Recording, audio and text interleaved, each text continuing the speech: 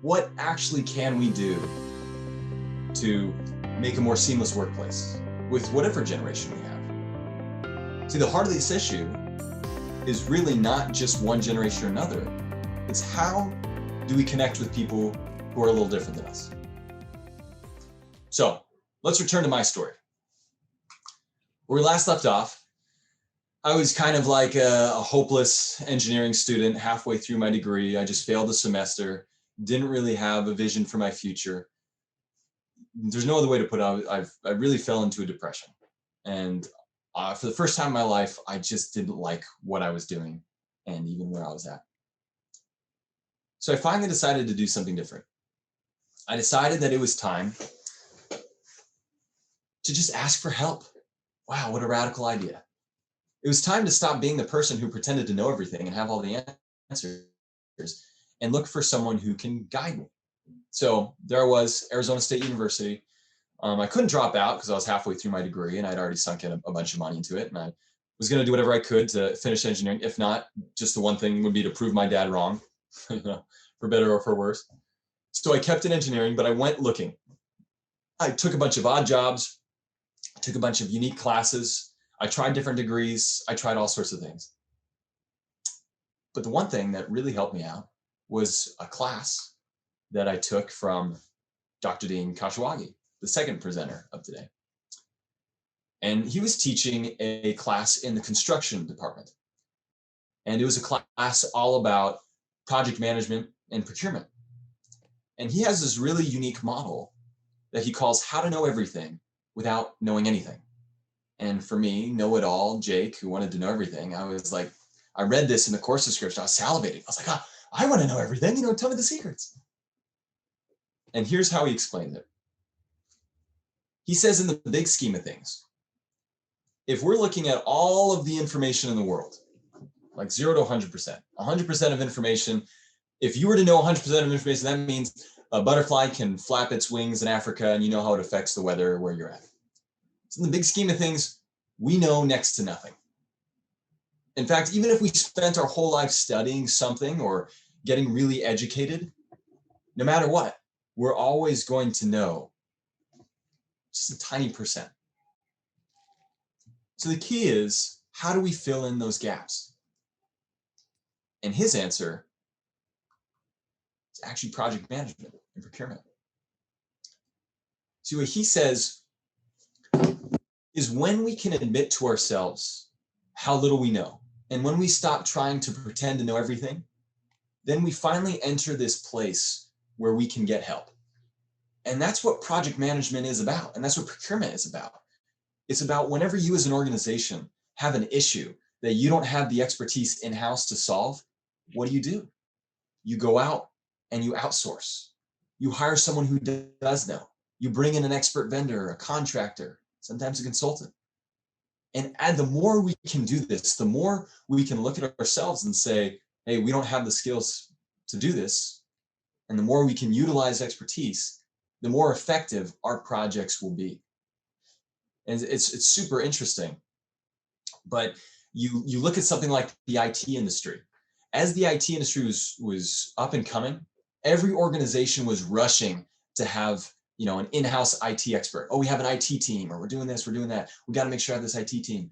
But it's really funny because if you know an IT department, you start to see half the time it's just, they're troubleshooting. They'll do a project here and then they'll sit back and wait for their phone to ring. Then they'll do a project here and they'll sit back. But as we start to see the IT industry grow and change, and we see that it's becoming more advanced for us to keep up with, more and more people are outsourcing their IT talent and using other organizations to improve their companies more quickly and efficiently.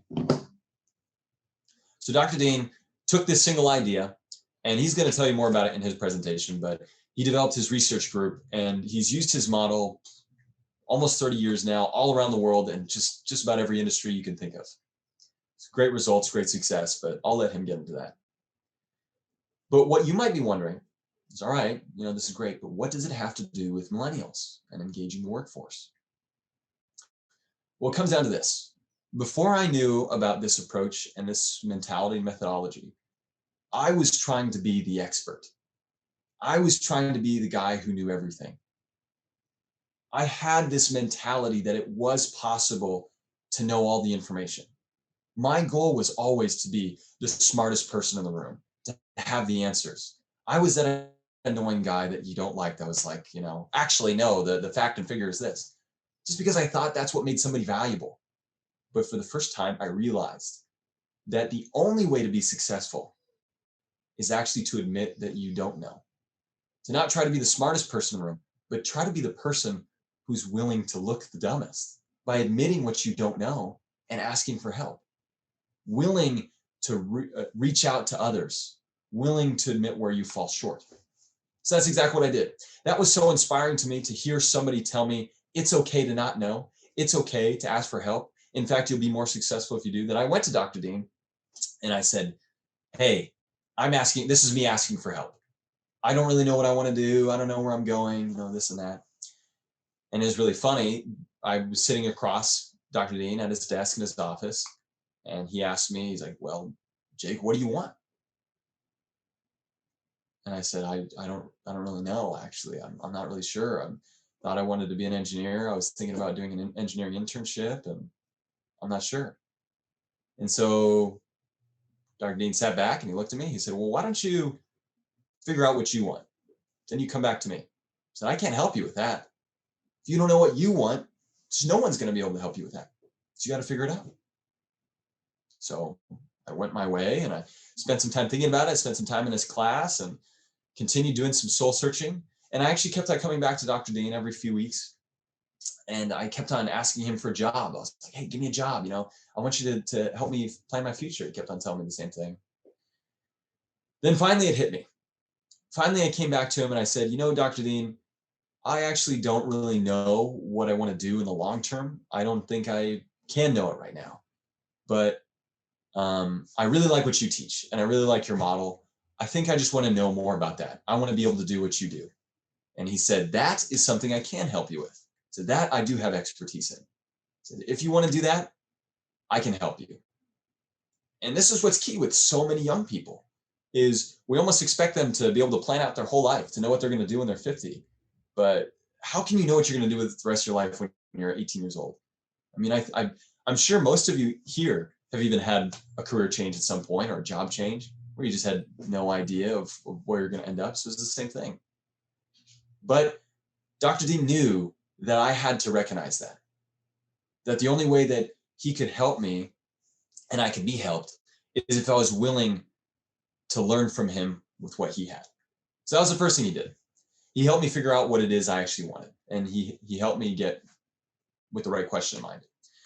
The second thing is he said, okay, if you are going to be like me, or if you're going to work the way I work, or if you're going to learn from me, work below me, so I'm going to make it really simple for you. So this is what you have to do. The most important thing is you just got to be here. You got to spend time with me. The more time you spend with me, the more you're going to get it. And this was, believe it or not, this was hard for me because I was coming off of a routine of life where I would stay up till 3 or 4 in the morning, wake up at like 10 or 11 and just mosey on into class, And Dr. Dean and my other mentors, they helped me realize, they said, Jake, if you want to be successful, you got to meet the successful people where they're at. And he said, I wake up early. I'm in here early. If you want to spend time with me, that's where you got to be. That if you want to work in this industry, that's where you got to be. You got to be here on time. This is the first thing. Just show up. Second thing is he said, this phrase, you should be very comfortable saying it. You should always be willing to say it when you don't know. Then you got to ask for help. Admitting that you don't know isn't always enough. You have to be humble enough and willing to come to somebody and get direction, get guidance. And then the last thing is you have to be able to track your progress. So nobody can help you unless you know what you're actually doing. So if you ask for help, you go and do something, you better track your results, come back, show me how you did, and then we'll be able to go again. So I was like, wow, this is really, really simple. This is much easier than I thought. And some of you might be thinking, okay, Jake, there's a lot more to project management than this. There's a lot more nuances. It's a lot more complex. It's not a 4-step process. Well, let me tell you guys what. I was an engineering student. I knew nothing about project management, knew nothing about construction, knew nothing about procurement. I hadn't taken a single procurement class. I just taken this leadership course. But immediately after showing this to me, Dr. Dean actually, him and his research group, they threw me into the mess of it, the thick of it. They threw me to the wolves, basically. And they said, Jake, we want you on a procurement project. Said, we want you doing this right away. But if you follow these steps, you'll figure it out. Don't worry about it. So I started working on the state air quality project, where a state agency here in Arizona, they were doing this big air quality test where they were looking at a bunch of different vendors to do a full air quality analysis. Not really any solution to it, but to install some different stations around the state, do some dirt sampling analysis, a whole cadre of different things. And so my job was to help the entire procurement process of this thing, use Dr. Dean's best value approach to help them procure it. And I have to reiterate, I was totally clueless, really had no idea. In fact, they threw me on the project, and that day I came back to them and, working with Dr. Dean and his son, I said, hey guys, what does RFP stand for? And so I didn't even know what an RFP was. I had no idea what a request for proposal was. I had to be explained a bunch of different times what the difference between a client and a vendor was. I really had none of these answers, but I followed Dr. Dean's process to a T, and I came to them a lot. I asked for a lot of help, but I followed the whole process, and the results speak for themselves. This procurement process was incredibly more successful than what they had done before. And it keeps going from there. So this was about 3 years after I was working with Dr. Dean. In that time, I continued to follow this process, both the process of simply asking for help, and two, his best value approach in project management and procurement. And I continued to work under them, willing to ask for help, willing to admit that I didn't know. And I was able to do some really incredible things. And I wish I could say that this was because I was super smart, but as you can see in my engineering experience, I wasn't the brightest bulb in the facility. I did a lot of dumb things, and I wasn't as intellectual as I thought. I wasn't the best at memorizing these things. I often forgot some simple things that Dr. Dean taught me. I was all over the place. Like my personal life, my professional life, it was a little bit of a mess, but I stuck with the mentoring, and I stuck with the process, and I stuck with following his advice and guidance. And because of that, I was able to use the knowledge and experience of somebody a lot more experienced and successful than me to finish some things. So I owe all of my success to my mentors. So let's boil this down. Let's simplify this even more. Really, this engaging process of engaging different generations or engaging the younger generation, it comes down to really what I would call three simple things. The most effective mentorship comes from, number one, focusing on the individual. We call this individual-centered. When I first came to Dr. Dean, his method wasn't to tell me all about him and what he thinks I should do. It was first, Jake, you figure your stuff out. I can only help you if you know where you're at. So he asked about me. He asked where I came from, what my interests were, what my background is. He focused on me first, and he got to know me, and he got to know where I was at. So that's the first thing. More than anything else, this is, even if you just do this, interactions will become better. You really focus on the person. The second thing that he did for me is he made my work life super, super simple. 4 steps. I know how hard it is to believe that those 4 steps are what made these projects go right, but it really was. And I think we get so wrapped up in the expertise of our industries and our knowledge base, and we almost get it in our heads that the more complex and advanced it is, the better it is, but it's the opposite is true. The simpler you can make it, the easier it is to follow, the more successful you will be. Because when you make it this simple, your mentees, the people you work with, the people below you, or the people right next to you, it makes it so much harder to fail. Then the last thing always comes back to an action, always comes back to change. Change is the most important thing that I teach my students. And it's the most important thing that I learned. You have to be comfortable with changing. That's what it means to be a professional. That's what it means to be a successful organization. You find out what you're doing wrong or what you could be doing better, and you make a change. Now we call this action focused because the difference is Dr. D never told me how I had to change. He never said my way or the highway. He never said you have to do it this way or you're out. He said, this is what I recommend. So this is where you're at. This is how you can improve. These are the goals that I would recommend that you do. And he put it in front of me and I had to make the choice. And I set my own goals and I had to set my goals and track my progress so I could actually see the change that was happening over time. So this brings us back down to mentorship. When we're talking good mentorship, you need two things. One, you need patient and loving mentors. Now, in a business setting, love is not really a word that we often use. It's kind of like a personal word. But I will swear by it up and down. Good mentorship comes down to loving mentors. Number two, coachable students. You cannot mentor someone who's not coachable. No matter how much you love them, no matter how much you encourage them, no matter how simple you make it, you really need somebody who's willing to learn.